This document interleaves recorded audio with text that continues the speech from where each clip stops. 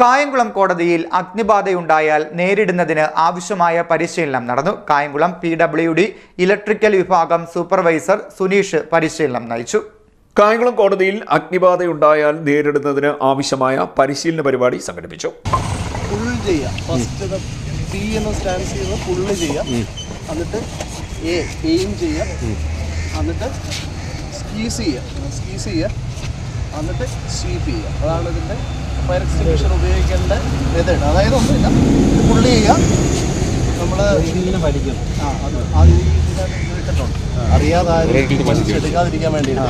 ഫയറുള്ളപ്പം അത് ഉപയോഗിക്കാൻ വേണ്ടിയിട്ടാണത് ലോക്ക് കൊടുത്തത്, സേഫ്റ്റി പോലെ ലോക്ക് കൊടുത്തത്.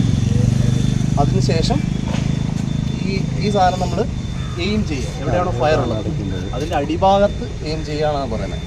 എവിടെയാണോ ഫയർ ഉള്ളത് അടിയിലാണ്, ഫ്ലെയിമിന് താഴെ. അതെ, ഫ്ലെയിമിന് താഴെ. അങ്ങനെയാണ് എക്സ്റ്റിങ്ക്വിഷ് ചെയ്തിട്ട് നമ്മൾ.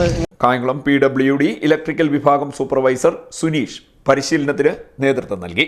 പരിശീലനത്തിൽ മുൻസിഫ് കോടതി ജൂനിയർ സൂപ്രണ്ട് അനിൽകുമാർ, മജിസ്ട്രേറ്റ് കോടതി junior superintendent Lekha, advocate O Haris, advocate Santhosh Thoolika, കോടതി ജീവനക്കാർ തുടങ്ങിയവർ പങ്കെടുത്തു.